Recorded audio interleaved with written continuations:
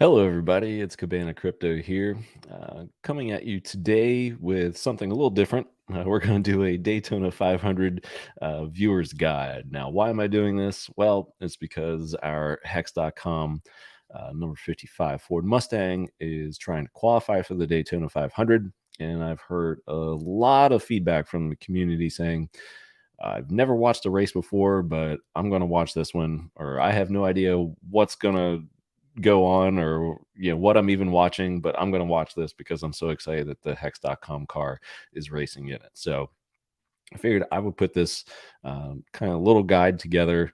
Maybe it'll make the experience a little bit more enjoyable for you, and certainly give you, I guess, a few things to look for during the race to make it just a more fun experience when it does happen. So let's get to it. All right. So the who, the what, the when, and the where. JJ Yeley is our driver. He's driving the number 55 Hex.com Ford Mustang. He's one of two drivers ever to win the USAC Triple Crown in the same season. It's quite the accomplishment. So what is it? It's the Daytona 500, known as the Great American Race, also the Super Bowl of racing. It's the biggest race in NASCAR. They do things a little bit different with having their huge event at the beginning of the season. They do have a points championship that carries on all season, but for their biggest event, it's definitely the Daytona 500. So when we'll have a calendar here in a few moments, but two of the main events are the qualifying races. They'll be on Thursday, February 17th, and of course, the big event on Sunday, February 20th. It's the Daytona 500. Where is it? It's at Daytona International Speedway, and the Motorsports Hall of Fame is also located right outside of it on the campus there, right outside of Turn 4. So some race basics. All right. So we have 200 laps. Track is 2.5 miles around. So that comes out to 500 miles. It's divided into stages of 65 laps. Another stage is 65 laps. And then the final stage of 70 laps. And there will be 40 cars entered into the race. Some big names from sports or entertainment you might recognize. Joe Gibbs owns Joe Gibbs Racing. The Fenway Sports Group co-owns RFK Racing. Michael Jordan co-owns a team. Pitbull also co-owns Trackhouse Racing, and Floyd Mayweather co-owns the Money Team. All right, so here's our calendar of events. So we're going to start on the 15th here. Most of these events you'll find in the States here on TV on Fox Sports 1. So on the 15th, we have the first practice sessions. The first is at 5:05 p.m. and then the second at 6:35 p.m. So the next day, Wednesday, the 16th, we have single car qualifying. This is where the cars will go out and run a lap for time that will be scored, and that could come into play later on. So Thursday are the qualifying races. All this is on FS1 up to this point. So the qualifying races, the first one will be at 7, and the second one will probably start around 8:45, maybe 9 o'clock, depending upon how the first one goes. And Friday, we have another practice on FS1 at 6 p.m. Saturday, we have the final practice. Now, this one starts on FS2, Fox Sports 2, at 10:30 a.m. And then it moves over to FS1 at 11 a.m. And then Sunday, the big event, Daytona 500, 2:30 p.m. on the big network, and that's Fox. So as it stands right now, there are 42 cars that have entered the race. 6 cars, including ours, JJ Yeley, will have to qualify on time or race in. Who are we up against? Well, you may recognize some of these names. If you're an international race fan, you might recognize Jacques Villeneuve. Greg Biffle was a very successful Cup Series driver. We also have Kaz Grala driving the Floyd Mayweather car. Noah Gragson is a talented young driver. And Timmy Hill, who just also happens to be our teammate, he's also trying to get into the race as well. How can we qualify? All right, so bear with me. This will be the big explainer of this entire process here. So Daytona qualifying is Daytona 500 qualifying is unlike any other race. So each team on the entry list will get a chance to put down a time lap in a single car qualifying run on Wednesday night. That's what you saw on the calendar there. So the fastest 2 cars in single car qualifying will make up the front row for Sunday's Daytona 500. The rest of the starting lineup will be determined by the dual races, which occur on Thursday. So there are 2 separate dual races on Thursday night. Each of those is 60 laps, 150 miles in length. The lineup for the duels is set by that single car qualifying that occurs the day before. And then the odd number of finishers in single car qualifying, they'll line up in duel number 1, so 1, 3, 5, 7, and so on, while the even numbered finishers will line up in duel 2, although NASCAR will ensure that there are an equal number of open or non-charter teams in each duel race. So we are one of those 6 open teams. So there's going to be 3 open teams in each race to make sure it's equal opportunity for 2 of those cars in each race to get in. So there are 36 teams with charters that are guaranteed to race in the Daytona 500. The open teams, again, which we are one of the 6, they'll fill the remaining 4 spots in the 40-car field. So as of this moment, there are 42 cars on the entry list. So there'll be 6 teams vying for the final 4 spots. The open slots in the Daytona 500 are filled by the the best 2 finishing open teams, 1 from each race in the dual races. So if out of the 3 open cars, if we finish ahead of the other 2, we would make the Daytona 500. The 2 open teams with the fastest times from single car qualifying that did not qualify through the duels will fill the last 2 spots in the 40-car field. So that is why the qualifying on Wednesday is so important, because if we qualify faster than the other 5 cars, we're in. But if not, we're going to have to race our way in on Thursday. So for the start of the Daytona 500, the finishers from duel 1 will line up on the inside row in order of their duel finish, and also the finishers from duel 2 will line up on the outside row in order of their duel finish. So what to watch for on race day? Well, the race is in Florida, so weather could be a factor. You always have to watch out for it. Showers coming through the area, pop-up showers, things like that. So it's just something to be mindful of. And, I wouldn't be surprised if there's, a rain delay for at least one of the events from Tuesday to Sunday. Pit stops. So a very key moment here in the race, whether they are under green flag conditions or a caution or between stages, a lot can happen on pit road. So you want to have a smooth pit stop and get back out with the rest of the field.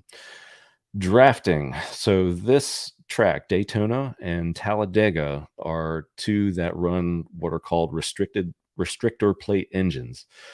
So this limits the horsepower, pretty much makes the cars equal all the way around in terms of power.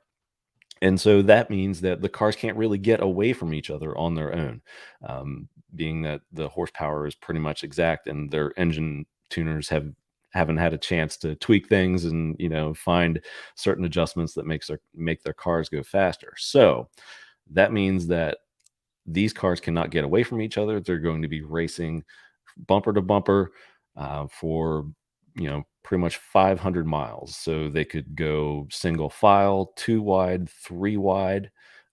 At Daytona, 3 wide's pretty rare, but it can happen.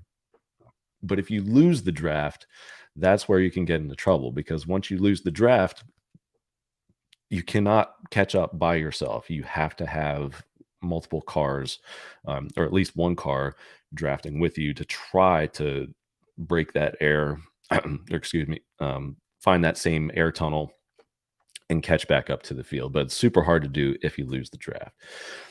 Teammates and partnerships. So I mentioned our teammate Timmy Hill. We're actually kind of racing against him to get in, but he could also help us out too.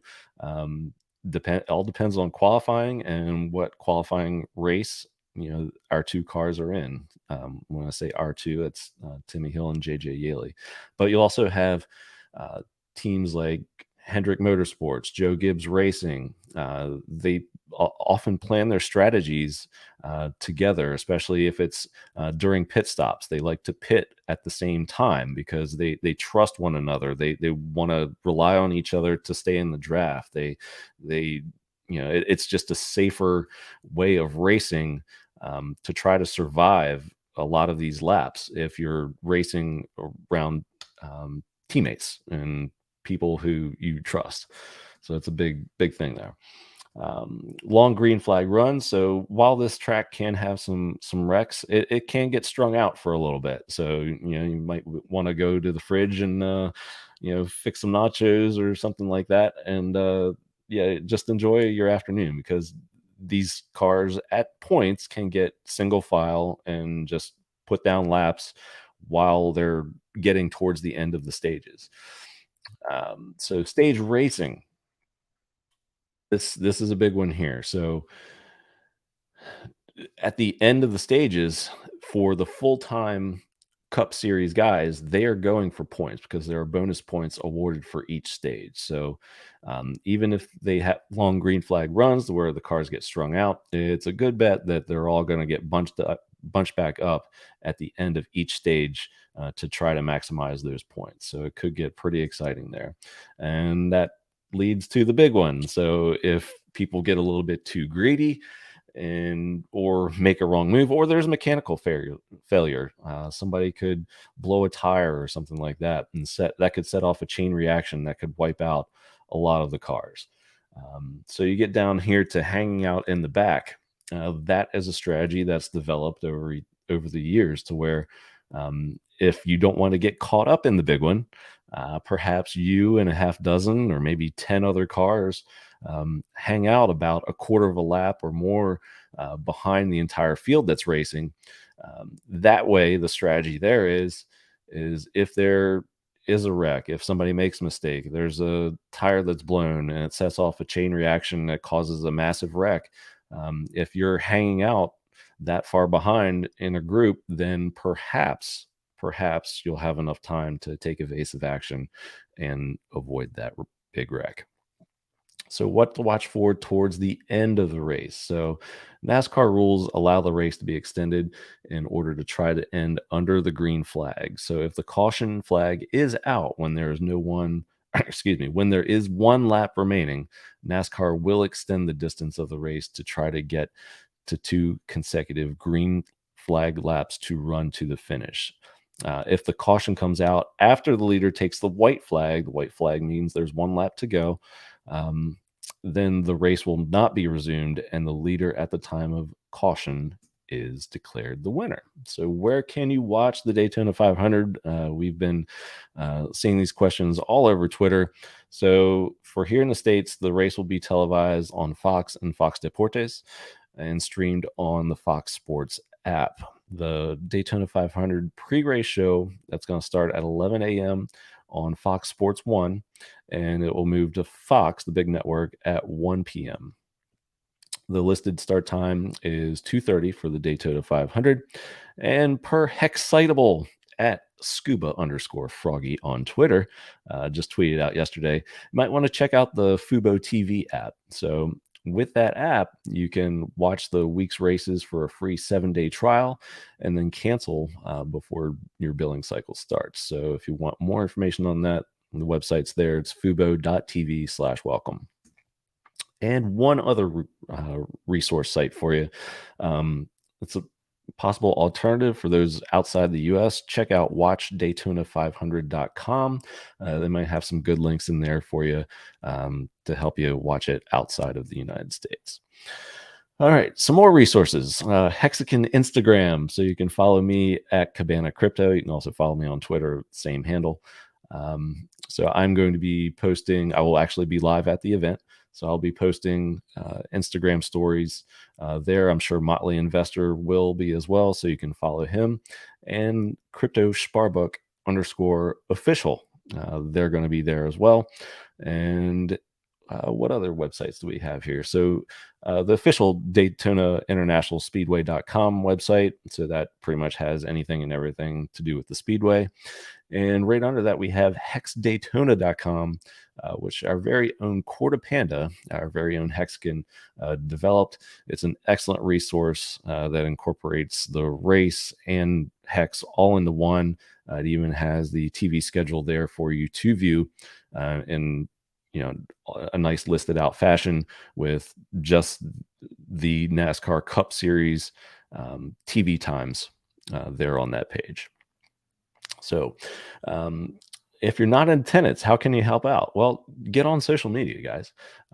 Twitter, Instagram, TikTok, they're all great for updates and stories. Like I said, I'll be mostly on Instagram updating stories, and make sure to use hashtags. So, hashtag Daytona 500 is probably the big one. But if you're using that, you also want the visibility for Hex, right? So, you're going to also want to use the Hex hashtag and or the $ hex, which is kind of more of the financial way of hashtagging. You can also use hashtag NASCAR and our very own branded one, Hextona 500, and some others, like cryptocurrency, you can always use as well. So some final thoughts here as we wrap up. It's national TV exposure here in the States for multiple days to millions of viewers. We could have 7, 8, 10, maybe more million viewers watching this event. Documentary footage. So the highest of stakes is going to try to get there and be on hand for more filming for the documentary. Also, Crypto Sparbook, they will be documenting things as well. And Motley Investor might have some documentary his own crew going on as well there. It's just going to be a fun experience worldwide. I know the event excuse me, occurs here in the States, but just seeing the Hexican community react from Australia to Europe, uh, everybody's excited for our car to have exposure, and put the hex.com website potentially to millions of viewers during this event. So it's going to be so exciting. You can enjoy it. A lot of Hexicans are coming to the track in Daytona, Florida. But I mean, you have a race party, or a Hexican party at your place, or watch by yourself. So there's plenty of ways to enjoy this race, guys. And qualifying for the Daytona 500. So if we qualify, if we just qualify for the race, whether it be on time or we race our way in on Thursday, that would be such a significant achievement, and I can't I can't overstate how important that would be. So if we are to somehow qualify for the Daytona 500, um, it deserves to be celebrated like a huge victory. So it's exciting. It's such an exciting week ahead. I can't wait. And like I said, it's an unprecedented opportunity for Hex. So in closing, guys, I don't have to tell you this because Hex is the best community in crypto. So there's going to be a lot of eyeballs on this event. If you're on socials, always, as we do, we're kind out there. We represent the brand well. It's community effort. It took a community effort to get this car and into this position to potentially qualify for this race, and it's up to us to carry on, through social media and other channels, and just to keep this movement going. So, with that, I guess I'll close it out, and can't wait for this event, guys. So, look forward to being there and watching it with you, interacting with you, and go JJ Yeley at the Daytona 500. I cannot wait.